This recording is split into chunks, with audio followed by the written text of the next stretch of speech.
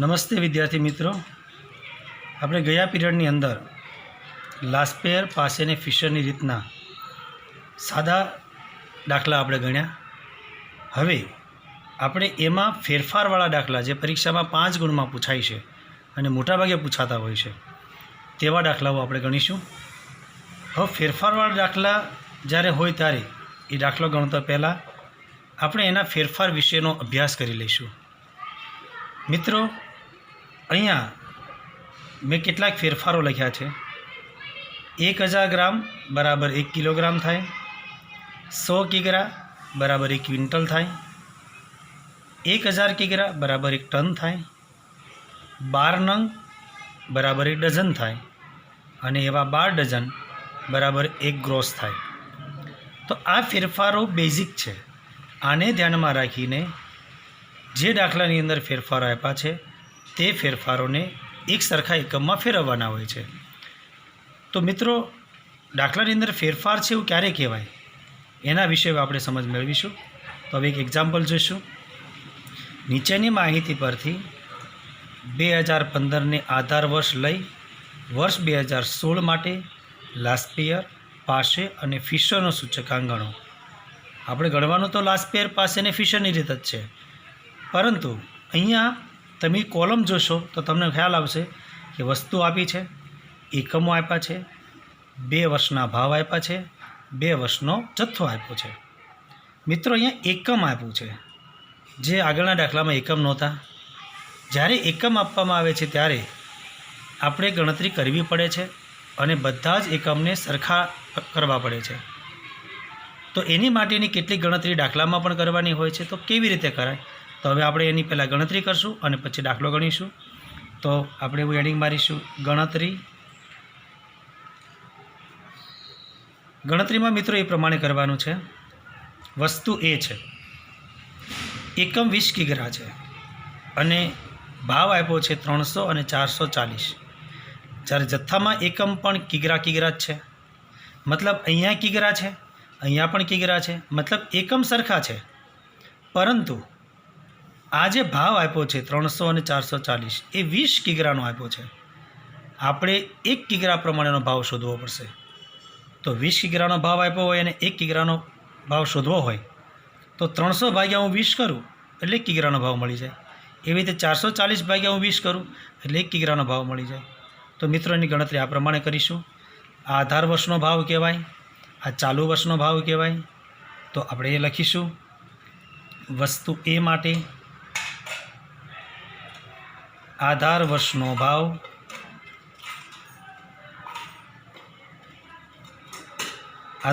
ભાવ છે 300, એને ભાગ્યા 20 એટલે 15. ચાલુ વર્ષનો ભાવ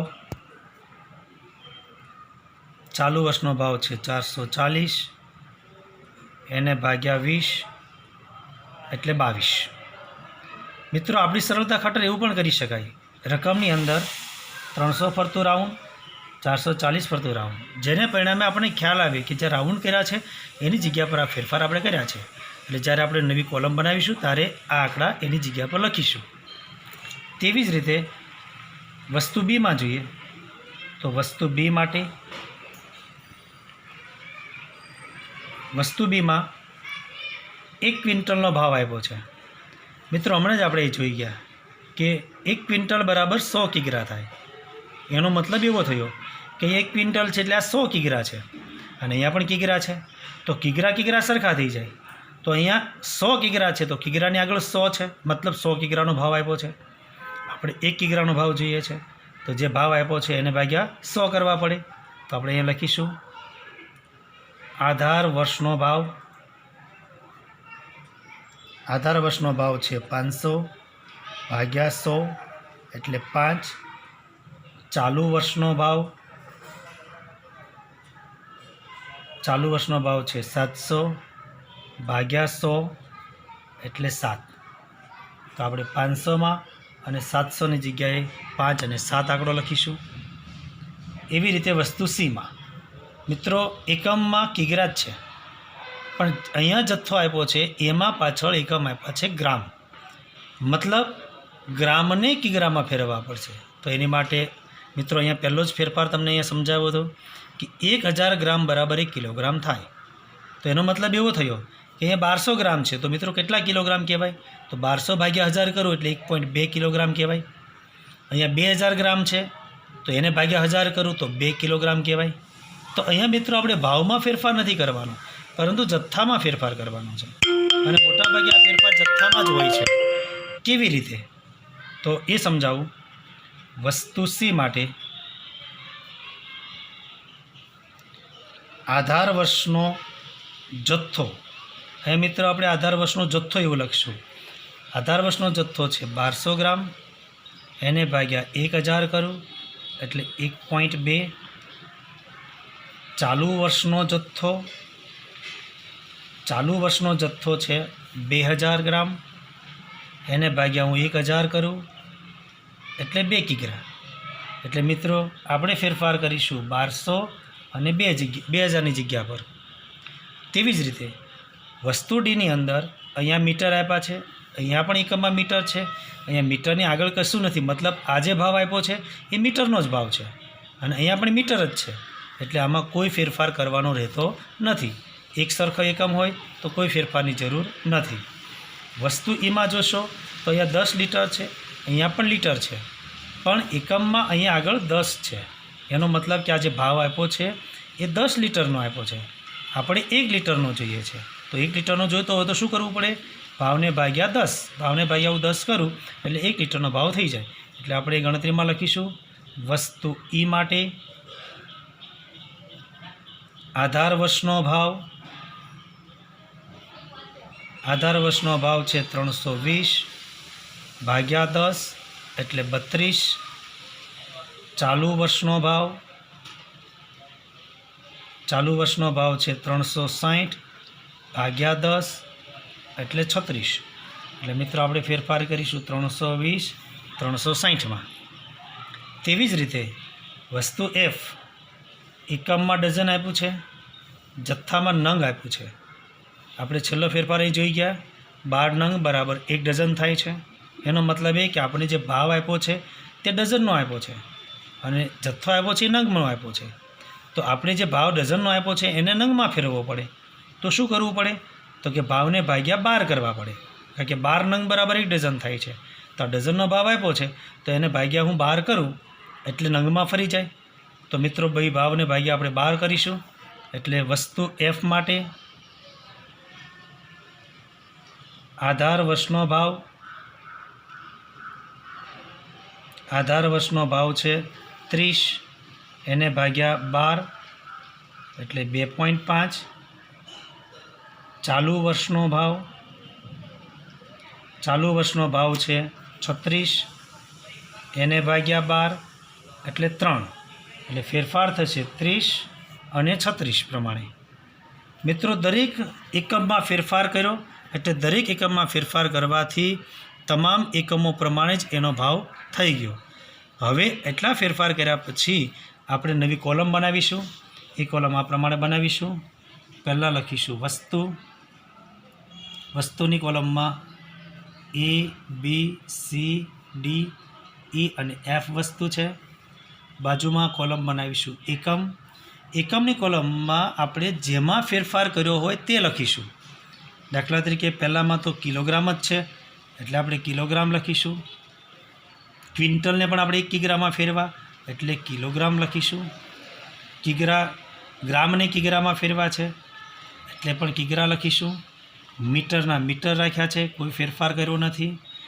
10 લીટરનો 1 લીટર કર્યું છે એટલે ખાલી લીટર લખીશું. ડઝનને નંગમાં ફેરવું છે એટલે નંગ લખીશું.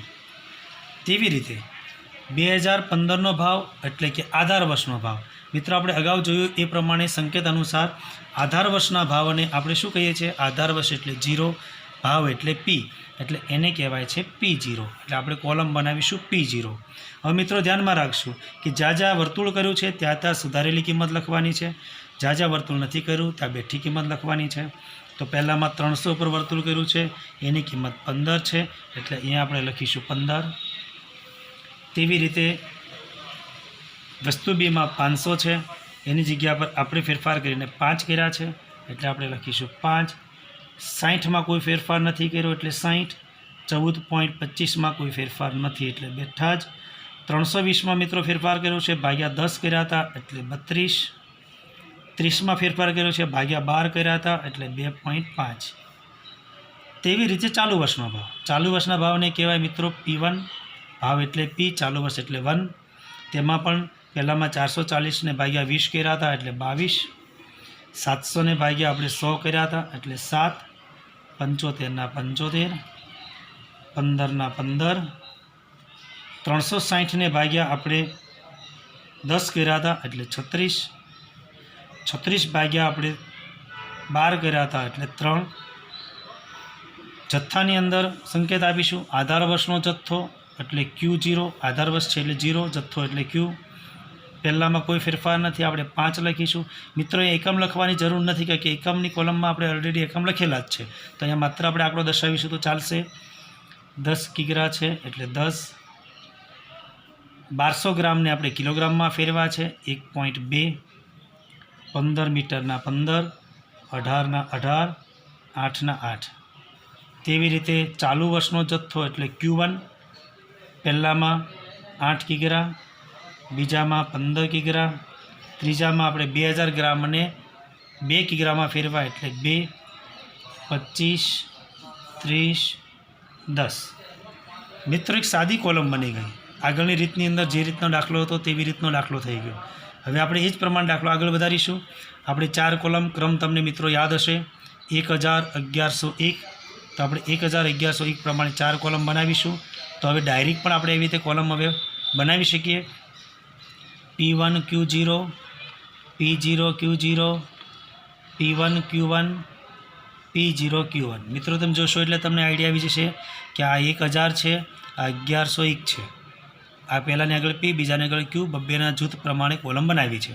તો આ કોલમનો ક્રમ તમારે યાદ રાખવાનો. એક સરખો જ ક્રમ પ્રમાણે જ કોલમ બનાવવાની, જેથી સૂત્રો યાદ રાખવા પડે નહીં. હવે મિત્રો આ કોલમનો આપણે ગુણાકાર કરીશું. હવે ગુણાકાર માટે મિત્રો એક નવી રીતે શીખવાડું છું તમને કે જેને પરિણામે તમે ઝડપથી ગુણાકાર કરી શકો. કેવી રીતે? તો સાથે સાથે સરવાળો પણ થતો જાય. તો મિત્રો એમાં કેલ્ક્યુલેટરની કી દબાવવામાં બહુ કાળજી રાખવાની છે. એક પણ ભૂલ ન થાય. એક ભૂલ થાય એટલે ટોટલ ન આવે, એટલે બહુ કાળજીથી ગણવું પડે. કેવી રીતે? તો કેટલુંક ઉદાહરણ સાથે હું તમને સમજાવીશ. દાખલા તરીકે પહેલાં આપણે પહેલી કોલમ લઈએ છીએ P1 Q0. અહીંયા આપણી પાસે P1 અને Q0ની કોલમ છે. 2 કોલમનો ગુણાકાર કરતા જશું, લખતા જશું અને સરવાળો પણ સાથે થતો જશે. કેવી રીતે? તો કે 22 × 5. તો 22 × 5 પછી આપણે દબાવીશું મિત્રો M+, એટલે 110 એ સાથે લખતા જશું. પછી 7 × 10 છે એટલે ડાયરેક્ટ લખીશું 7 × 10 M+, એટલે આવશે 70. તેવી જ રીતે 75 × 1.2 કરવાના છે. 75 × 1.2 M+, એટલે આવશે 90. તેવી રીતે 15 × 15 કરવાના છે એટલે 15 × 15 M+, એટલે 225.